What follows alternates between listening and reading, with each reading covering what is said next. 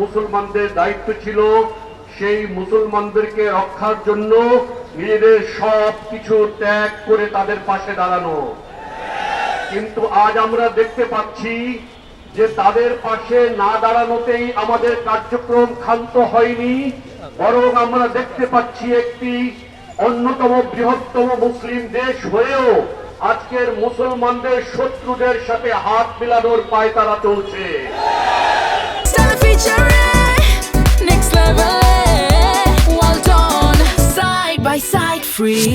প্রিয় ভাইয়েরা, আজ বাংলাদেশের রাজনৈতিক নেতৃবৃন্দ যখন ক্ষমতার হালুয়ারুটির ভাগ বাটোয়ারা নিয়ে ব্যস্ত, তখন আমরা আজকের আপনাদের সামনে এখানে দাঁড়িয়েছি কোনো রাজনৈতিক উদ্দেশ্যে নয়।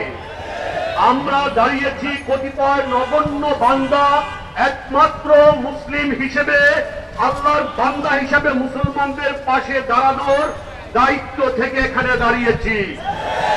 আমাদের কোনো রাজনৈতিক সুবিধা হাসিলের কোনো উদ্দেশ্য নেই, আমাদের কোনো স্বার্থ নেই। আমাদের একটাই স্বার্থ, আমাদের মুসলমান নির্যাতিত ভাইদের পক্ষে আমাদের কণ্ঠস্বরকে তুলে ধরা। আজ গাজ্জা শুধু একটা শহর নয়, আজ গাজ্জা সন্তান হারা মায়ের বুক। আজ গাজ্জা একটা শহর নয়, এখানে প্রতিনিয়ত মাটিতে ছিটকে পড়ছে মৃত শিশুর খেলনা। আজ এখানে প্রতিনিয়ত ধ্বংসস্তূপ থেকে নিঃশ্বাস বের হচ্ছে মৃত মানুষের, যে আত্মা এখনো বাকি আছে সেই ধ্বংসস্তূপ থেকে মৃত মানুষদের নিঃশ্বাস বের হচ্ছে এখনো। আজ গাজ্জা এমন এক নাম যা উচ্চারণ করলে যে কোনো হৃদয়বান মানুষের বিবেক প্রকম্পিত হয়। আজ সেখানে কি আছে, মায়ের কোল আছে কিন্তু কোলে শিশু নেই। আজ সেখানে ঘর আছে, ঘরের ছাদ নেই। আজ আসে সেখানে মজলুমের আর্তনাদ, আজ আসে সেখানে জালিমের নৃশংসতার আলামত। কিন্তু এই যে অবস্থা, এখানে আমরা কি দেখতে পাচ্ছি? আপনারা শুনেছেন যে আমেরিকান প্রেসিডেন্ট ডোনাল্ড ট্রাম্পের প্রস্তাবে একটি আন্তর্জাতিক বাহিনী গঠন করার প্রস্তাব করা হয়েছে। এই প্রস্তাবের মাধ্যমে মূলত ফিলিস্তিনের যুদ্ধ প্রথম স্তর থেকে দ্বিতীয় স্তরে প্রবেশ করেছে। আপনারা শুনেছেন যে যুদ্ধবিরতি হয়েছে, শুনেছেন না? বাস্তবতা কি আমি আপনাদেরকে একটু তুলে ধরি।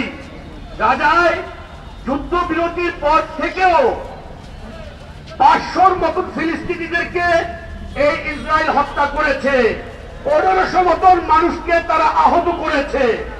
আল জাজিরার রিপোর্ট অনুযায়ী 1193 বার কমপক্ষে এই ইসরায়েল আপনার যুদ্ধবিরতি চুক্তি ভঙ্গ করেছে।